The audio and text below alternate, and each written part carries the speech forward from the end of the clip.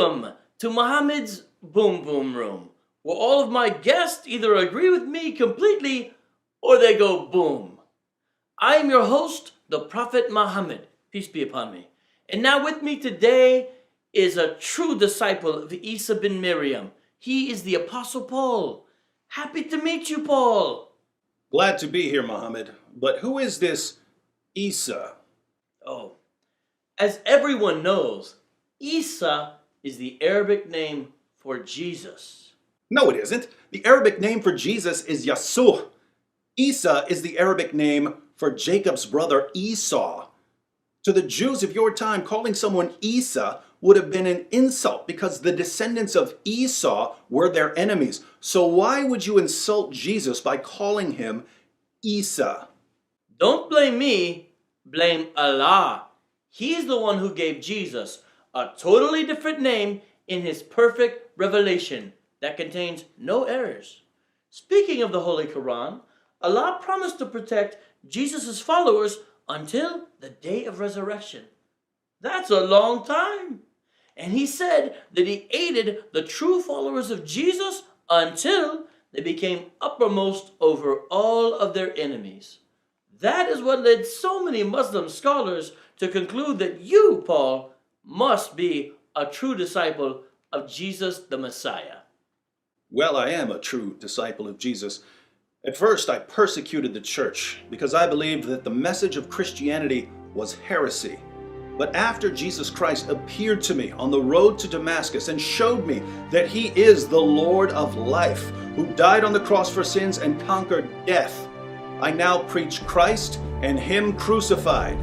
Excuse me, Paul. I don't mean to interrupt, but I think you meant to say he appeared to be crucified, even though he wasn't. No, Jesus was crucified. No. It appeared that he was crucified, even though he wasn't. He was definitely crucified. It was a public event in front of thousands of people. No. Thousands of people saw an illusion created by Allah, who brags in the Quran that he is the best of deceivers. Your God brags about being the best of deceivers? He's the best. The best. So you're telling me the Apostle Paul, a man who lived in first century Israel and who knew the original apostles, that Jesus wasn't crucified, it only appeared that way? Peace be upon me. And where did you get this information? From a bunch of heretical Gnostic stories that were circulating in Arabia, also from the angel Gabriel. And how did you know that it was the angel Gabriel speaking to you? Well, when we first met, he repeatedly choked me nearly to death, telling me to read. When, as everyone knows, I can't read. I was convinced that he was a demon and that I was demon possessed. So I tried to kill myself by hurling myself off a cliff. But my pagan wife and her cousin, who weren't there when the demon attacked me, told me that I'm not demon possessed. I'm a prophet of the great God, Allah. Let me see if I've got this straight. A God who describes himself as the best of deceivers sent an angel that you initially thought was a demon. And this angel, after repeatedly choking you almost to death because you couldn't obey his command to read, eventually revealed to you that Jesus didn't actually die. He only appeared to die.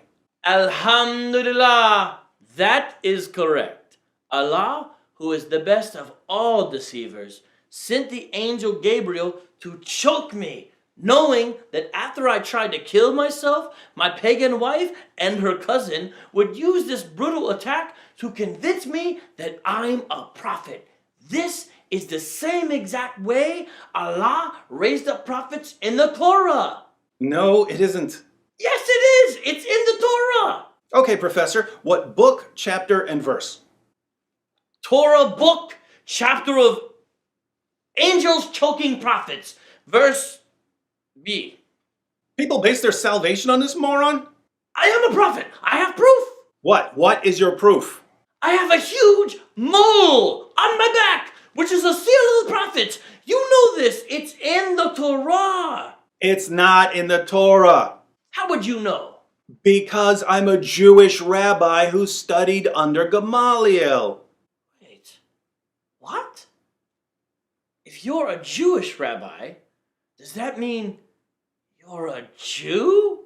You must be the Arab Sherlock Holmes. So you are a Jew. Tribe of Benjamin, Pharisee of Pharisees, I'm head to toe kosher. The angel Gabriel says that the Jews are the ultimate enemies of Muslims. And you still believe that was an angel choking you rather than a roided out, hooked on phonics cave monster? Of course, my pagan wife said so. And your wife was an expert on angels attacking people in caves for not being able to read? Allah knows best. Do you even hear yourself as you're talking? Let me try to make this so incredibly simple that even you can understand it. I'm a 1st century Jewish rabbi and a brilliant scholar. You're an illiterate 7th century caravan robber. I know the Old Testament and its prophecies backwards and forwards. You wouldn't know the Old Testament from a phone book. I know all of the relevant languages, Hebrew, Aramaic, Greek, and Latin. You know none of the relevant languages. I knew the original disciples of Jesus, as well as his brothers. You didn't. I met Jesus. You didn't. I tested the revelations I received. You didn't. I've performed tons of miracles. You haven't. Seems like I'm exactly the sort of person you should listen to if you want to know the truth about Jesus. But you'd rather listen to some literacy demon that chokes you and makes you want to slaughter yourself. But he gives me all the sex slaves I want. Listen, in case the future of humanity ever depends on choking someone in a cave for not being able to read, I'll have your cave demon sex trafficker on speed dial. But if you think your little episode of Bleeding Rainbow makes you a prophet, you really need to lay off the camel pee. What about my mole? You forgot about the giant mole that proves I am a prophet. Everything you say proves you're the most obvious false prophet in history. Do not say that. You'll hurt the feelings of my giant mole. It talks to me.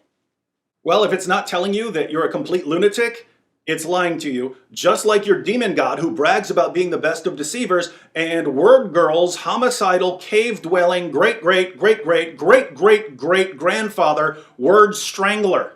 No one insults my mole and lives. Any last words? Yeah. To live is Christ, and death is gain. We have different last words in Al-Islam. We say, Allahu Akbar.